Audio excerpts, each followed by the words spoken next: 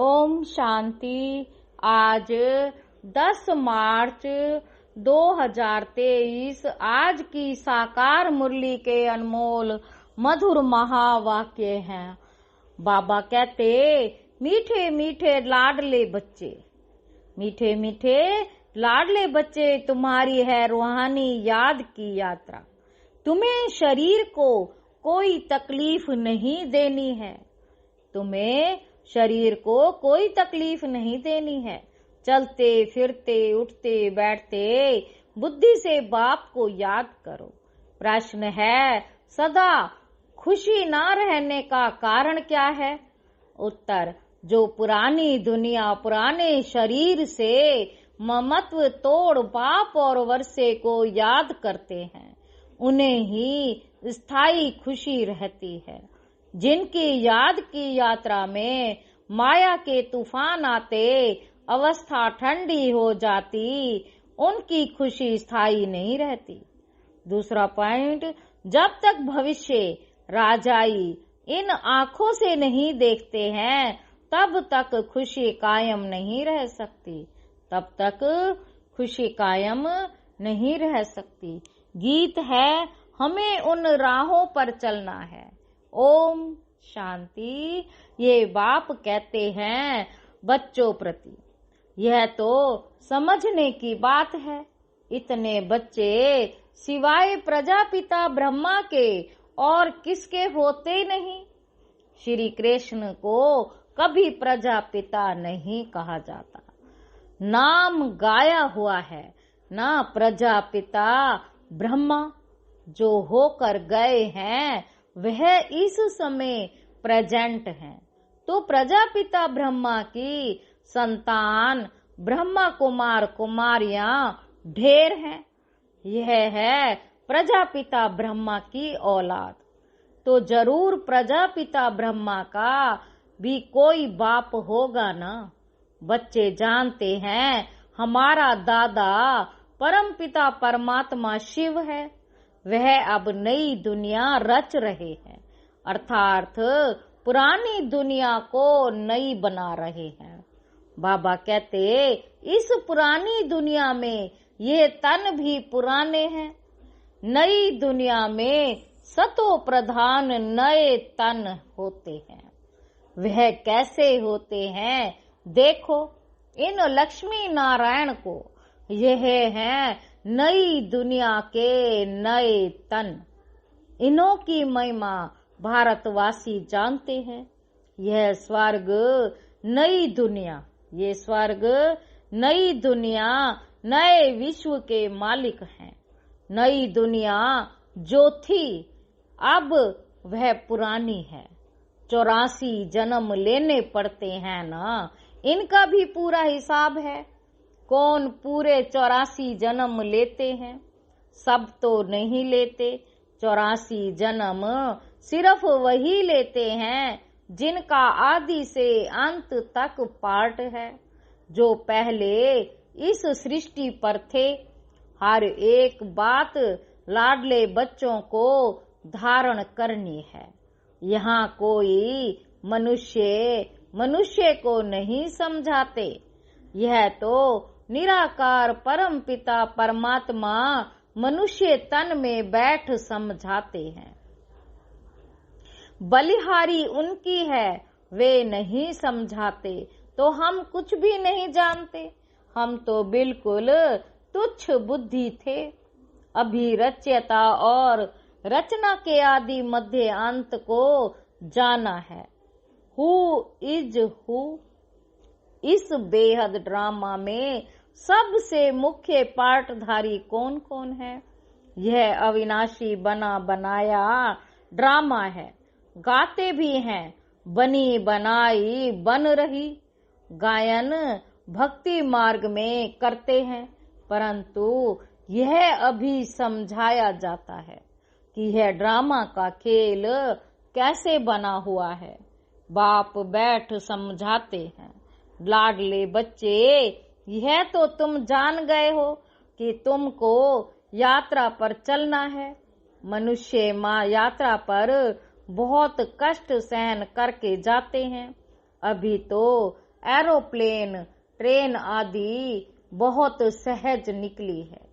आगे तो मनुष्य पैदल यात्रा पर जाते थे, चलते चलते तूफान लगते थे, मनुष्य बेहाल हो जाते थे, फिर कोई वापस लौट आते थे। आधा कल्प द्वापर से लेकर जिस्मानी यात्रा चलती है। भक्ति मार्ग में मनुष्य यात्रा पर क्यों जाते हैं? भगवान को ढूंढने। भगवान कहीं बैठा तो नहीं है, भगवान के जड़ चित्र पूजे जाते हैं। जो होकर जाते हैं उनके जड़ चित्र बनाते हैं। चैतन्य में तो भगवान मिल न सके, शिवलिंग आदि ये सब जड़ चित्र हैं। जड़ चित्रों को देखने के लिए यात्रा करते हैं। यह एक भक्ति मार्ग की रस्म है, जानते हैं, परंतु कोई की बायोग्राफी को नहीं जानते कि ये कौन है, कब आए थे।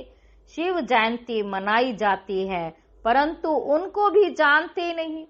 आजकल तो इस उत्सव को भी उड़ा दिया है, क्योंकि इनका नाम रूप आदि प्राय लोप होना ही है।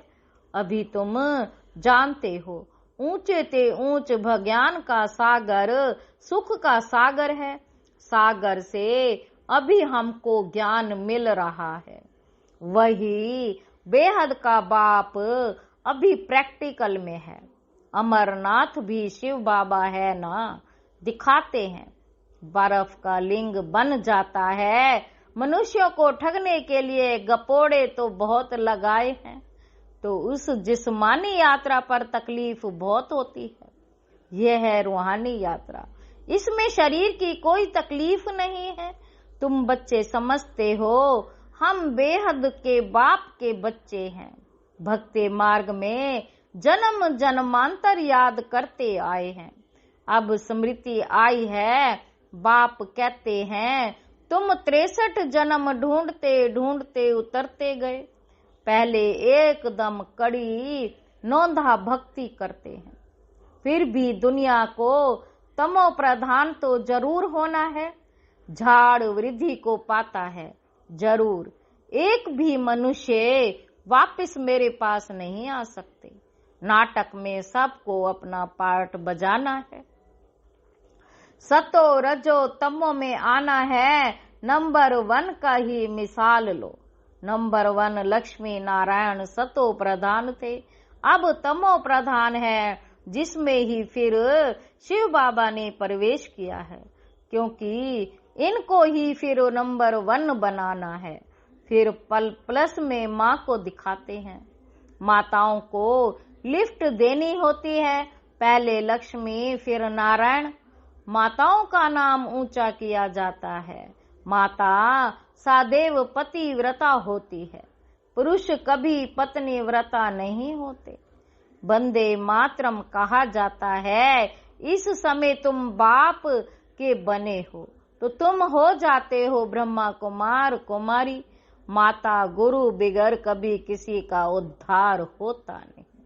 माता गुरु बिगर कभी किसी का उद्धार होता नहीं। गुरु तो बहुत ढेर के ढेर हैं, फिर भी कलयुग घोर अंधियारा हो गया है। कितने गुरु गोसाई हैं, कहाँ कहाँ हरिद्वार आदि में उन्हों के मंदिर बने हुए हैं।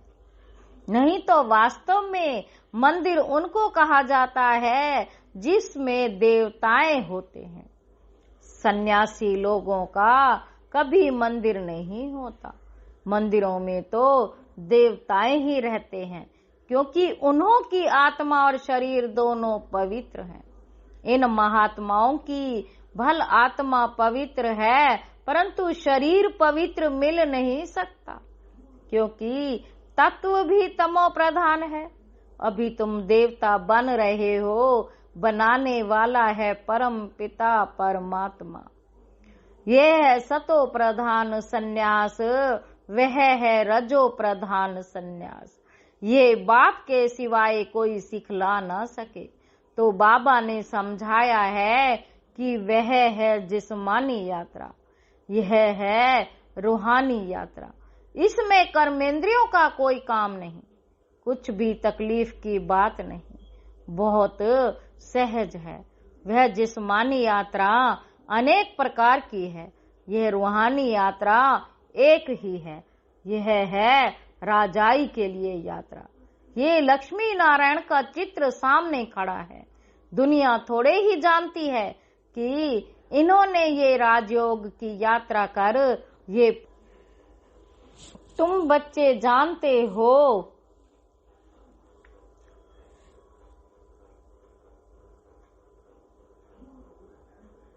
इन्होंने ये प्रारब्ध कैसे पाई। कोई ऊपर से नई आत्माएं तो नहीं आई जिनको भगवान ने राजाई दे दी, नहीं, इन्हों को पुराने से नया बनाया हुआ है, जिसको रिन्यूवेट व काया कल्प तरु कहा जाता है। तो बाप बैठ समझाते हैं, इन्होंने रूहानी यात्रा की थी, राजयोग बल की यात्रा से यह बने। बाप राजयोग और ज्ञान सिखाने आते हैं। अब तुम्हारी यात्रा चल रही है, तुम बैठे हुए अथवा चलते फिरते उठते बैठते यात्रा पर हो। तुम सिर्फ बुद्धि से बाप को याद करते हो, याद से ही दौड़ी पहनते हो। तुम्हारे वे कर्म विनाश होते हैं, जितना जल्दी वे कर्म विनाश होंगे उतना जल्दी बाप के गले का हार बनेंगे। तुम अब वह 4 धाम आदि नहीं करते हो, वह सब भक्ति मार्ग के जिस्मानी तीर्थों पर जाए, वहां से फिर लौट आकर घर में वे कर्मी बनते हैं। जितना समय यात्रा पर रहते उतना समय निर्विकारी रहते हैं। आजकल तो हरिद्वार में जाकर देखो, पांडे लोग बड़े गंदे रहते हैं। लोग यात्रा पर जाते हैं तो पवित्र रहते हैं, और वहां के रहवासी पंडे लोग अपवित्र रहते हैं। तुम्हारी यात्रा कितनी स्वच्छ है, कुछ भी धक्का आदि नहीं खाना है। बाबा कहते, लाडले बच्चे उठते बैठते चलते फिरते मुझे याद करो। ये आत्माओं से बात कर रहे हैं। आत्मा इन ऑर्गन्स द्वारा सुनती है, आत्मा मुख से बोलती है, आंखों से देखती है। आत्माएं इन आंखों से दिखाई नहीं पड़ती, न परमात्मा दिखाई पड़ता। दोनों को दिव्य दृष्टि बिगर देखा नहीं जा सकता, समझा जाता है। तब कहते हैं, हमारे में आत्मा है, हमारी आत्मा दुखी है, हमारी आत्मा एक शरीर छोड़ दूसरा जाकर लेती है। आत्मा बोलती है ना, परमात्मा भी आत्मा से बात करते हैं। है लाडले बच्चे, आत्माएं अब तुमको मेरे पास आना है, मैं तुमको यात्रा सिखलाता हूँ। तुम पवित्र बनने सिवाय मेरे पास आ नहीं सकते। आत्मा पवित्र है। पहले पहले आत्मा सतो प्रधान है, फिर सतो रजो तमो गुणी होती है। शरीर भी सतो रजो तमो होता है। सतो प्रधान को गोरा, तमो प्रधान को सांवरा कहा जाता है। कितनी समझ की बात है, तुम जानते हो। आत्मा और परमात्मा अलग रहे बहुकाल, अब आकर फिर मिले हैं। मनुष्य मनुष्य के साथ मिलेंगे, आत्मा आत्माओं के साथ मिलेगी, परमात्मा भी वहीं मिलेंगे। आत्मा और परमात्मा दोनों का साक्षात्कार दिव्य दृष्टि से होता है, क्योंकि वह अति सूक्ष्म है, स्टार है। अब कोई भी साइंस घमंडी नहीं जो कह सके आत्मा की प्रवेशता कैसे होती है। इन बातों का उनको बिल्कुल पता नहीं। मोस्ट विल वेड बाप है। भक्ति मार्ग में आधा कल्प भक्त भगवान को याद करते हैं। ऐसे नहीं कि सब भगवान है। भगवान हो तो भक्त आराधना वंदना साधना क्यों करते, इस किस लिए करते। सभी मुक्ति जीवन मुक्ति चाहते हैं, क्योंकि यहाँ दुखी हैं, चाहते हैं शांति हो, परंतु विचारों को यह पता नहीं कि शांति धाम किसको कहा जाता है, मुक्ति कहाँ होती है, ये भी नहीं जानते। कहने मात्र सिर्फ कह देते हैं कि पार निर्वाण गया, जानते कोई भी नहीं है। अब तुम बच्चे यात्रा पर हो, बाप कहते हैं बच्चे संभल संभल कर चलना है, तूफान तो बहुत आएंगे, तुम याद करने की कोशिश करेंगे, माया बुद्धि योग तोड़ देगी, फिर वह अवस्था ठंडी हो जाती है, खुशी का पारा हट जाता है, नहीं तो खुशी का पारा स्थायी रहना चाहिए। इन आँखों से वह रजाई देखते हैं तो खुशी कायम होती है। यहाँ तुम बुद्धि योग से जानते हो कि राजाई मिलती है, राजाई के लिए हम पढ़ रहे हैं, इन आँखों से नहीं देखते हो, इसलिए माया घड़ी घड़ी भुला देती है। बाबा कहते हैं गृहस्थ व्यवहार में रहते हुए कमल फूल समान रहो, पुरानी दुनिया पुराने शरीर सबसे ममत्व तोड़ते जाओ, एक बाप को याद करो, पहले तुमको बाप के पास जाना है, फिर नई दुनिया में आना है। बाप और वर्षे को याद करो, फिर जब हम यहाँ आएंगे तो वह होगी प्रारब्ध, उसको याद नहीं करेंगे। बाबा कहते अभी हम पुरुषार्थ करते हैं भविष्य प्रारब्ध पाने के लिए। यहाँ मनुष्य पुरुषार्थ करते हैं यहाँ की आजीविका के लिए, हम भविष्य की आजीविका के लिए पुरुषार्थ करते हैं। गृहस्थ व्यवहार में रहते फिर ये कोर्स भी उठाना है, नॉलेज को भी धारण करना है, फिर तुमको पुरुषार्थ नहीं करना होगा। वहाँ तुम पुरुषार्थ नहीं करते, प्रारब्ध भोगते हो। तुम जानते हो हम भविष्य बनाते हैं, वहाँ प्रारब्ध भोगेंगे। वहाँ याद नहीं रहती कि हम प्रारब्ध भोगते हैं, फिर तो पुरुषार्थ भी याद पड़े।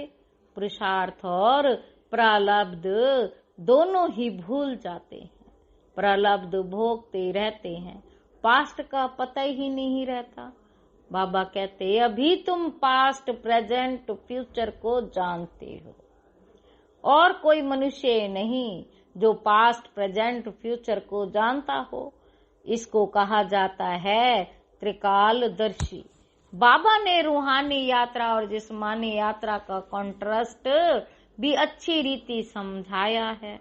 जिस्मानी यात्रा जन्म जन्मांतर करते आए, यह रूहानी यात्रा एक जन्म की, स्वर्ग में जाएंगे फिर लौटकर इस मृत्यु लोक में आना नहीं, इस मृत्यु लोक में आना नहीं है।